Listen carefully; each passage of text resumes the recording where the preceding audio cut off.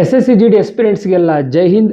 ಇವತ್ತಿನ ವಿಡಿಯೋದಲ್ಲಿ SSC GD ಮುಖಾಂತರ ಯಾರ್ಯಾರು CRPF, BSF, ITBP, SSB, Assam rifles ಈ ಡಿಪಾರ್ಟ್ಮೆಂಟ್ಗಳಿಗೆ ಜಾಯಿನ್ ಆಗ್ತಾ ಇದ್ದೀರಾ.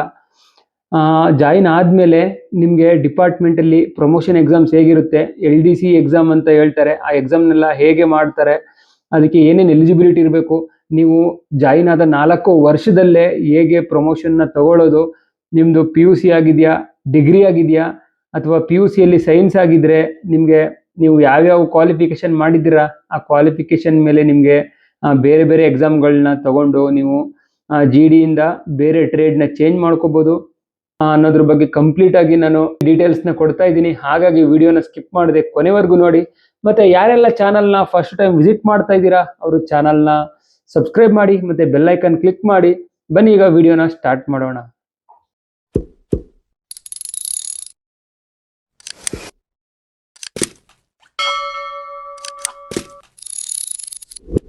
ಈಗ ಸ್ಟೆಪ್ ಬೈ ಸ್ಟೆಪ್ಪು ಯಾವ ಥರ ಇರುತ್ತೆ, ನಿಮ್ಮ ಸೆಲೆಕ್ಷನಿಂದ ಹಿಡಿದು ಟ್ರೈನಿಂಗಿಂದ ಹಿಡಿದು ಪ್ರತಿಯೊಂದು ಸ್ಟೆಪ್ನ ಹೇಳ್ತಾ ಹೋಗ್ತೀನಿ. ವಿಡಿಯೋನ ಸ್ಕಿಪ್ ಮಾಡಬೇಡಿ.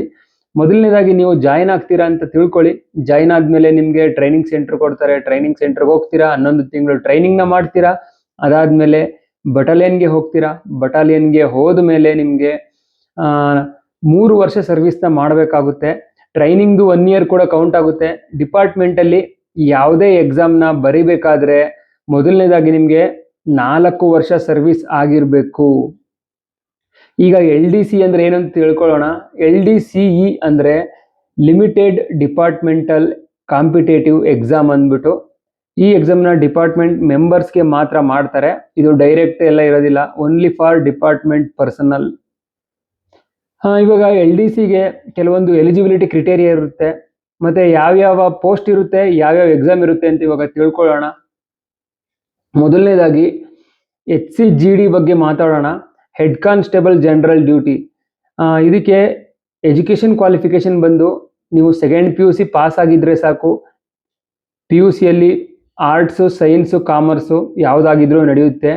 ಇದ್ರ ಜೊತೆಗೆ ನಿಮಗೆ 4 ವರ್ಷದ ಸರ್ವಿಸ್ ಕಂಪ್ಲೀಟ್ ಆಗಿರಬೇಕು. ನಿಮ್ಮ ಟ್ರೈನಿಂಗ್ ಪೀರಿಯಡ್ ಸೇರಿಸಿ 4 ವರ್ಷ ಫುಲ್ ಕಂಪ್ಲೀಟ್ ಆಗಿರಬೇಕು.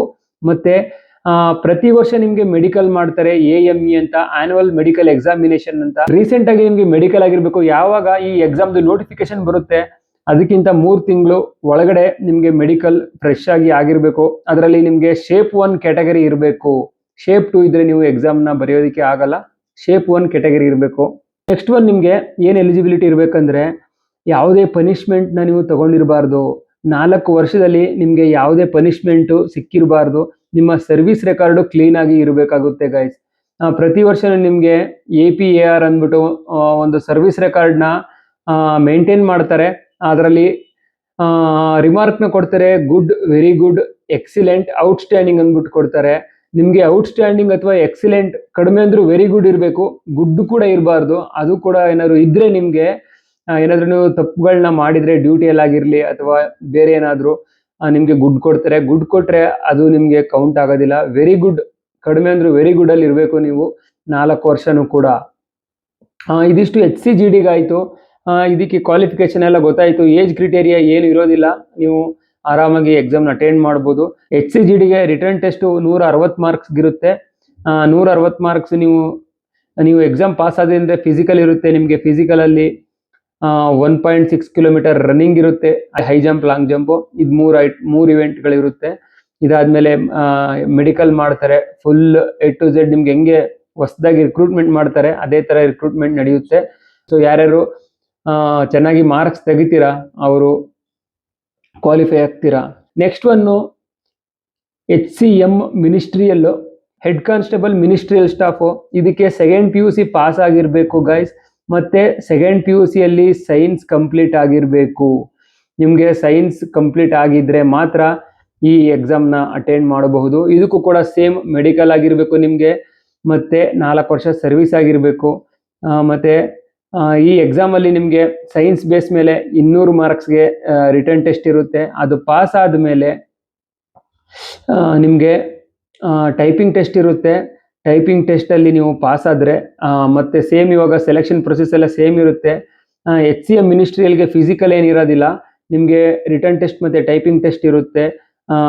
ನೀವು ಅದಾದಮೇಲೆ ನಿಮಗೆ ಮಾರ್ಕ್ಸ್ ಮತ್ತು ಟೈಪಿಂಗ್ನ ನೋಡಿಕೊಂಡು ಅವರು ಫೈನಲ್ ಲಿಸ್ಟ್ನ ಮಾಡ್ತಾರೆ.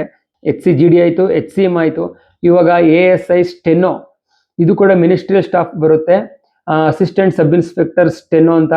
ಇದಕ್ಕೆ ನಿಮಗೆ ಕ್ವಾಲಿಫಿಕೇಶನ್ ಡಿಗ್ರಿ ಆಗಿರಬೇಕು ಗಾಯ್ಸ್. ಎನಿ ಡಿಗ್ರಿ ಆಗಿದ್ರೂ ನಡೆಯುತ್ತೆ. ಇದ್ರ ಜೊತೆಗೆ ನಿಮಗೆ ಮೆಡಿಕಲ್ ಕ್ಯಾಟಗರಿ ಶೇಪ್ 1 ಆಗಿರಬೇಕು, 3 ತಿಂಗಳೊಳಗಡೆ ಇರಬೇಕು, ಮತ್ತು ಯಾವುದೇ ಪನಿಷ್ಮೆಂಟ್ನ ನೀವು ತಗೊಂಡಿರಬಾರ್ದು. ನಿಮ್ಮ service record neat and clean ಇರಬೇಕು. ಮತ್ತು ಟೈಪಿಂಗ್ ಟೆಸ್ಟ್ ಇರುತ್ತೆ, ಮತ್ತು ಶಾರ್ಟ್ ಹ್ಯಾಂಡ್ ಕೂಡ ನೀವು ಮಾಡಿರಬೇಕು. ಶಾರ್ಟ್ ಹ್ಯಾಂಡ್ ಸರ್ಟಿಫಿಕೇಟ್ ಕೂಡ ಇರಬೇಕು. ಮತ್ತು ಟೆಸ್ಟಲ್ಲಿ ನಿಮಗೆ ಟೈಪಿಂಗ್ ಟೆಸ್ಟ್ ಜೊತೆಗೆ ಶಾರ್ಟ್ ಹ್ಯಾಂಡ್ ಕೂಡ ಟೆಸ್ಟ್ ಮಾಡ್ತಾರೆ. ಮತ್ತು ಇದಕ್ಕೆ ಯಾವುದೇ ಫಿಸಿಕಲ್ ಇರಲ್ಲ. Next one HCRO, head constable radio operator.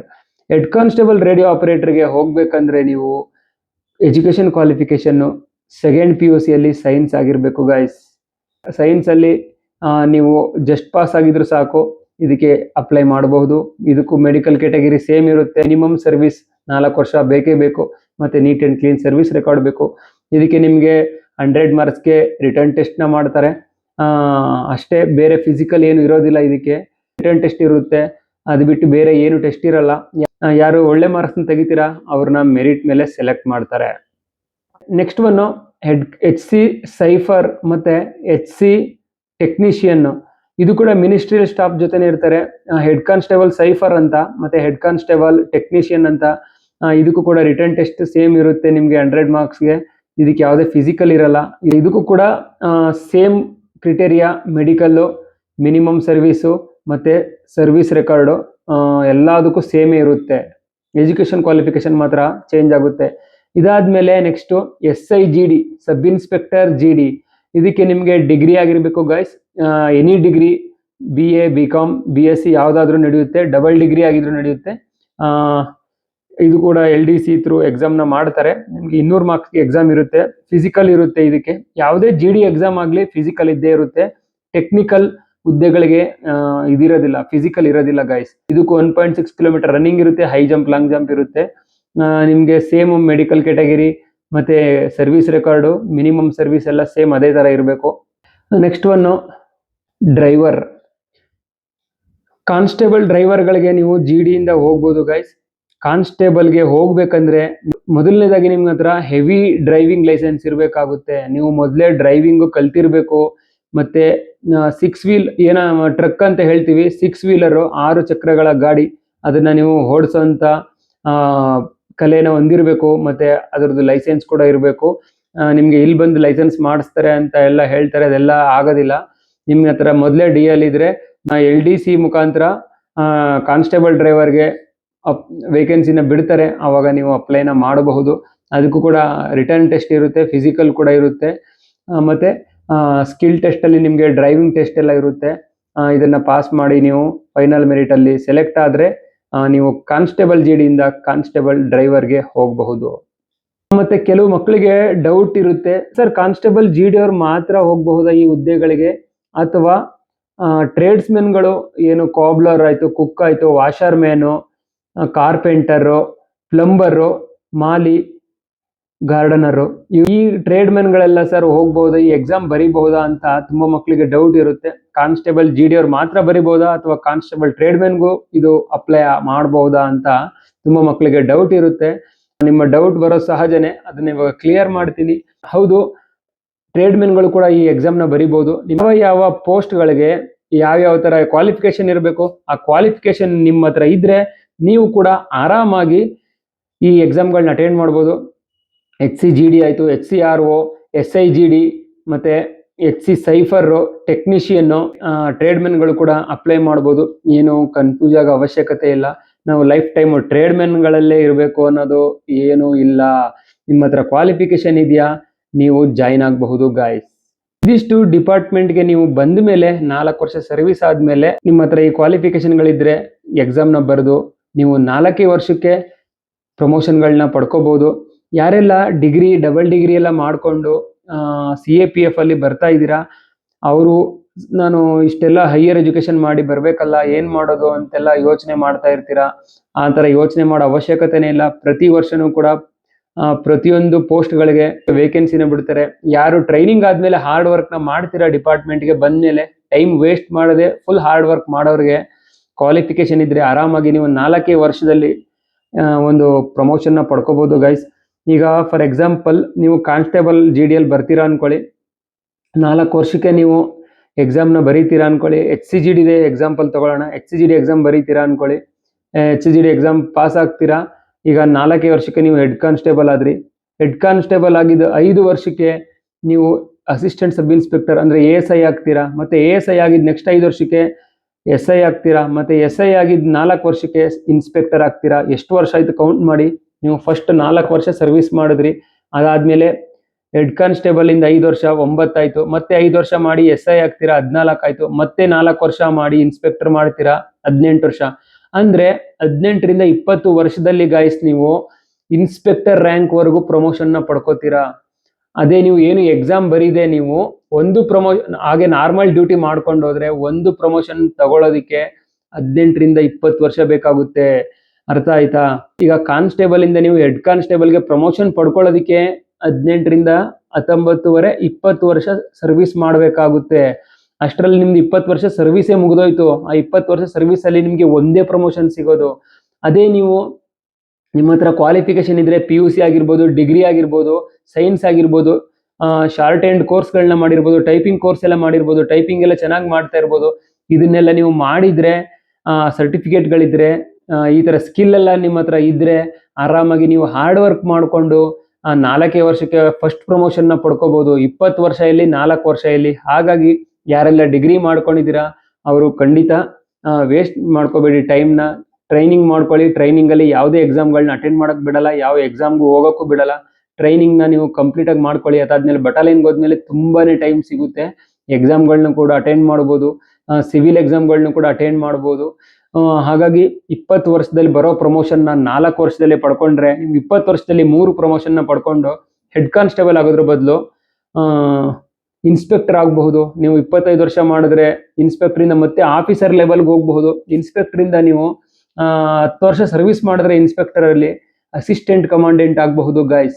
Assistant commandant ಡೈರೆಕ್ಟಾಗಿ ಆಗಬೇಕಂದ್ರೆ ನೀವು ಡಿಗ್ರಿ ಆಗಿರಬೇಕು ಮತ್ತು UPSC ಎಕ್ಸಾಮ್ ಕ್ವಾಲಿಫೈ ಆಗಿರಬೇಕು. ಇದು ನೆನಪಿರಲಿ. ಅದನ್ನೆಲ್ಲ ಮಾಡಿಕೊಂಡು ನೀವು ಮತ್ತೆ ಎಕ್ಸಾಮ್ ಬರೀಬೇಕಾಗುತ್ತೆ. ಅಸಿಸ್ಟೆಂಟ್ ಕಮಾಂಡೆಂಟ್ಗೆ ಸೆಲೆಕ್ಷನ್ ಪ್ರೊಸೆಸಲ್ಲೆಲ್ಲ ಪಾಸ್ ಆಗಬೇಕಾಗುತ್ತೆ. ನೋಡಿ, ನೀವು ಈ ಥರ ಫಸ್ಟ್ ಪ್ರಮೋಷನ್ ಪಡ್ಕೊಂಡ್ರೆ ಆಟೋಮೆಟಿಕ್ಕು ಟೈಮ್ ಟು ಟೈಮ್ ನಿಮಗೆ ಪ್ರಮೋಷನ್ ಸಿಗ್ತಾ ಇರುತ್ತೆ. ನೀವು 25 ವರ್ಷ 30 ವರ್ಷ ಸರ್ವಿಸ್ ಮಾಡಿದ್ರಿ ಅಂದ್ಕೊಳ್ಳಿ, 30 ವರ್ಷಕ್ಕೆ ನೀವು ಅಸಿಸ್ಟೆಂಟ್ ಕಮಾಂಡೆಂಟ್ ಆಗೋದನ್ನು ಯಾರೂ ತಪ್ಪಿಸೋಕ್ಕೆ ಆಗೋದಿಲ್ಲ. ಹಾಗಾಗಿ ಹಾರ್ಡ್ ವರ್ಕ್ನ ಮಾಡ್ತಾ ಇರಿ. ತುಂಬ ದಿನದಿಂದ ಈ ವಿಡಿಯೋ ಮಾಡ್ಬೇಕು ಅಂದ್ಕೊಂಡಿದ್ದೆ. ತುಂಬ ಮಕ್ಕಳು ಸರ್ LDC ಎಕ್ಸಾಮ್ ಬಗ್ಗೆ ಹೇಳಿ, ಡಿಪಾರ್ಟ್ಮೆಂಟಲ್ಲಿ ಪ್ರಮೋಷನ್ ಹೇಗೆ ಪಡ್ಕೊಳ್ಳೋದು ಹೇಳಿ ಅಂತ ತುಂಬಾ ಕಮೆಂಟ್ಗಳು ಬರ್ತಾ ಇತ್ತು. ಮತ್ತು ಇನ್ಸ್ಟಾಗ್ರಾಮಲ್ಲೂ ಕೂಡ ಮೆಸೇಜ್ಗಳು ಮಾಡ್ತಾ ಇದ್ರಿ. ಹಾಗಾಗಿ ಇವತ್ತು ಟೈಮ್ ಫ್ರೀ ಮಾಡಿಕೊಂಡು ನಿಮಗೋಸ್ಕರ ಇನ್ಫಾರ್ಮೇಷನ್ನ ಕೊಡ್ತಾ ಇದ್ದೀನಿ. ಹಾಗಾಗಿ ಯಾರೆಲ್ಲ ಡಿಗ್ರಿ ಎಲ್ಲ ಮಾಡ್ಕೊಂಡು ಬರ್ತಾ ಇದ್ದೀರಾ, ಬೇಜಾರು ಮಾಡ್ಕೊಂಡು ಬರಬೇಡಿ. ಅಯ್ಯೋ ಡಿಗ್ರಿ ಆಗಿದೆ, ಡಬಲ್ ಡಿಗ್ರಿ ಆಗಿದೆ, ಹೆಂಗಪ್ಪ ಈ ಜಾಬ್ಗೆ ಹೋಗೋದು. ಮತ್ತು ತುಂಬ ಮಕ್ಕಳು ಸಿವಿಲಲ್ಲೆಲ್ಲ ಟ್ರೈ ಮಾಡ್ತಾ ಇರ್ತೀರಾ, ಮತ್ತು ಎಲ್ಲೂ ಜಾಬ್ ಸಿಗ್ತಾ ಇರಲ್ಲ. ಪ್ರೈವೇಟಲ್ಲಿ ಮಾಡ್ತಾ ಇರ್ತೀರ, ತುಂಬ ಕಡಿಮೆ ಸ್ಯಾಲ್ರಿ ಇರುತ್ತೆ, ಮನೇಲಿ ತುಂಬ ಕಷ್ಟ ಇರುತ್ತೆ. ಸೊ ಅದನ್ನೆಲ್ಲ ನೀವು ಮನಸ್ಸಲ್ಲಿ ಇಟ್ಕೊಂಡು ಯಾವುದಾದ್ರೂ ಒಂದು ಜಾಬ್ ಸಿಕ್ಲಿ ಸಾಕು ಅಂತ ಬಂದಿರ್ತೀರ. ನಿಮ್ಮ ಕ್ವಾಲಿಫಿಕೇಷನ್ ಸೂಟ್ ಆಗೋಂಥ ಜಾಬ್ ಅಲ್ಲ ಇದು, ಆಗಿದ್ರೂ ಬಂದಿರ್ತೀರಾ. ಅಂಥ ಮಕ್ಕಳಿಗೆ ಇಲ್ಲಿ ಬಂದ ಮೇಲೆ ಏನೂ ಲಾಸ್ ಆಗಲ್ಲ. ನೀವೇನು ಇವಾಗ ಹಾರ್ಡ್ ವರ್ಕ್ ಮಾಡಿ ಎಕ್ಸಾಮ್ ಪಾಸ್ ಮಾಡಿಕೊಂಡು ಜಾಯ್ನ್ ಆಗ್ತೀರಾ, ಅದೇ ಹಾರ್ಡ್ ವರ್ಕ್ 1 ವರ್ಷ ನೀವು ಮಾಡಿಬಿಟ್ರೆ ಆರಾಮಾಗಿ ನೀವು ಲೈಫ್ ಸೆಟ್ ಆಗ್ಬೋದು ಗೈಸ್. ಮತ್ತು ಪ್ರಮೋಷನ್ ಜೊತೆಗೆ ಸ್ಯಾಲ್ರಿ ಕೂಡ ಜಾಸ್ತಿ ಆಗುತ್ತೆ. ಈಗ ಕಾನ್ಸ್ಟೇಬಲಿಂದ ಹೆಡ್ ಕಾನ್ಸ್ಟೇಬಲ್ಗೆ ಹೋಗ್ತೀರಾ, ಸ್ಯಾಲ್ರಿ ಜಾಸ್ತಿ ಆಗುತ್ತೆ. ಮತ್ತು ಹೆಡ್ ಕಾನ್ಸ್ಟೇಬಲಿಂದ ನೀವು ನೆಕ್ಸ್ಟು ASIಗೆ ಹೋಗ್ತೀರಾ, SIಗೆ ಹೋಗ್ತೀರಾ. ಹಂಗೆ ಸ್ಟೆಪ್ ಬೈ ಸ್ಟೆಪ್ಪು ನೀವು ಹೆಂಗೆ ಪ್ರಮೋಷನ್ ಪಡ್ಕೋತೀರಾ ಅದೇ ಥರ ನಿಮಗೆ ಸ್ಯಾಲ್ರಿನೂ ಜಾಸ್ತಿ ಆಗ್ತಾ ಹೋಗ್ತಾ ಇರುತ್ತೆ. ಹಾಗಾಗಿ ಹಾರ್ಡ್ ವರ್ಕ್ ಮಾಡ್ತಾ ಇರಿ. ನಿಮಗೆ ಟೈಮ್ ಟು ಟೈಮು ಇನ್ಫಾರ್ಮೇಷನ್ಗಳನ್ನ ಕೊಡ್ತಾ ಇರ್ತೀನಿ. ಟ್ರೈನಿಂಗ್ನ ಫಸ್ಟು ಸೇಫಾಗಿ ಮಾಡಿ ಮುಗಿಸ್ಕೊಳ್ಳಿ. ಟ್ರೈನಿಂಗು ತುಂಬ ಇಂಪಾರ್ಟೆಂಟು. ಏನು ಏಟ್ ಮಾಡ್ಕೊಳ್ಳದೆ, ಕೈ ಕಾಲು ಮುರ್ಕೊಳ್ಳದೆ ಟ್ರೈನಿಂಗ್ನ ಸೇಫಾಗಿ ಮುಗಿಸ್ಕೊಳ್ಳಿ. ಅದಾದಮೇಲೆ ನಿಮಗೆ ತುಂಬ ಟೈಮ್ ಸಿಗುತ್ತೆ, ಆವಾಗ ನೀವು ಆರಾಮಾಗಿ ಪ್ರಿಪರೇಷನ್ನ ಮಾಡ್ಕೋಬೋದು ಗಾಯ್ಸ್. ಮತ್ತು ಇನ್ನೊಂದು ವಿಷಯ, CAPF ಅಂದರೆ ಇದು ಎಲ್ಲ ಡಿಪಾರ್ಟ್ಮೆಂಟಲ್ಲೂ ಸೇಮ್ ಇರುತ್ತೆ. CISF, CRPF, BSF, ITBP, Assam Rifles, SSB ಏನು 6 ಡಿಪಾರ್ಟ್ಮೆಂಟ್ ಇದೆ. ಎಲ್ಲ ಡಿಪಾರ್ಟ್ಮೆಂಟಲ್ಲೂ ಸೇಮ್ ಇರುತ್ತೆ. LDC ಎಲ್ಲ ಡಿಪಾರ್ಟ್ಮೆಂಟಲ್ಲಿ ಆಗುತ್ತೆ. ಸರ್ ನೀವು CRPF ಅಲ್ಲಿ ಇದ್ದೀರಾ, ಸೊ CRPF ಅಲ್ಲಿ ಮಾತ್ರ ಆಗುತ್ತಾ, ನೀವು ನಿಮ್ಮ ಡಿಪಾರ್ಟ್ಮೆಂಟ್ ಮಾತ್ರ ಹೇಳ್ತಾ ಇದ್ದೀರಾ ಅಂತ ಅನ್ಕೋಬೇಡಿ. ಓವರ್ ಆಲ್ CAPF ಬಗ್ಗೆ ನಾನು ಹೇಳ್ತಾ ಇರೋದು. CAPF ಅಲ್ಲಿ ಎಲ್ಲ ಡಿಪಾರ್ಟ್ಮೆಂಟಲ್ಲಿ LDC ಎಕ್ಸಾಮ್ ಆಗುತ್ತೆ. ಸೊ ಎಲ್ಲರೂ ಯಾವುದೇ ಡಿಪಾರ್ಟ್ಮೆಂಟಲ್ಲಿ ನೀವು ಜಾಯ್ನ್ ಆಗಿ BSF ಆಗಿ ಯಾವುದೇ ಆಗಲಿ ಎಲ್ಲದರಲ್ಲೂ ನಿಮಗೆ ಆರಾಮಾಗಿ ಎಕ್ಸಾಮ್ಗಳನ್ನ ಕಂಡಕ್ಟ್ ಮಾಡಿಕೊಂಡು ಪ್ರಮೋಷನ್ಗಳನ್ನ ಪಡ್ಕೋಬಹುದು. ಇವಾಗ ಏನು ನಾನು 5 ರಿಂದ 6 ಹೇಳಿದ್ದೀನಿ, HCGD, HCRO, HCM, ASI steno, SIGD, cipher ಮತ್ತು ಟೆಕ್ನಿಷಿಯನ್ನು 7 ರಿಂದ 8 ಪೋಸ್ಟ್ಗಳಿಗೆ ಆರಾಮಾಗಿ ನೀವು ಎಕ್ಸಾಮ್ನ ಬರಿಬಹುದು ಗೈಸ್. ಇದಿಷ್ಟು ಇವತ್ತಿನ ಇನ್ಫಾರ್ಮೇಷನ್ನು ಗೈಸ್. ಇನ್ಫಾರ್ಮೇಷನ್ ಇಷ್ಟ ಆಗಿದ್ರೆ ವಿಡಿಯೋನ ಲೈಕ್ ಮಾಡಿ, ಮತ್ತು ಏನಾದರೂ ಡೌಟ್ಸ್ ಇದ್ದರೆ ಕಮೆಂಟ್ ಮಾಡಿ, ಖಂಡಿತ ನಾನು ನಿಮಗೆ ರಿಪ್ಲೈ ಮಾಡ್ತೀನಿ. ಮತ್ತು ಈ ವಿಡಿಯೋನ ಆದಷ್ಟು ನಿಮ್ಮ ಎಲ್ಲ ಸ್ನೇಹಿತರಿಗೂ ಶೇರ್ ಮಾಡಿ. ಯಾರ್ಯಾರು ಜಾಯಿನ್ ಆಗಿದ್ದಾರೆ ಮತ್ತು ಯಾರ್ಯಾರು ತಯಾರಿನ ಮಾಡ್ತಿದ್ದಾರೆ ಎಲ್ಲರಿಗೂ ಯೂಸ್ ಆಗುತ್ತೆ. ಹೊಸ ಅಪ್ಡೇಟ್ನೊಂದಿಗೆ ನೆಕ್ಸ್ಟ್ ವಿಡಿಯೋದಲ್ಲಿ ಸಿಗ್ತೀನಿ. ಅಲ್ಲಿವರೆಗೂ ಟೇಕ್ ಕೇರ್. ಜೈ ಹಿಂದ್.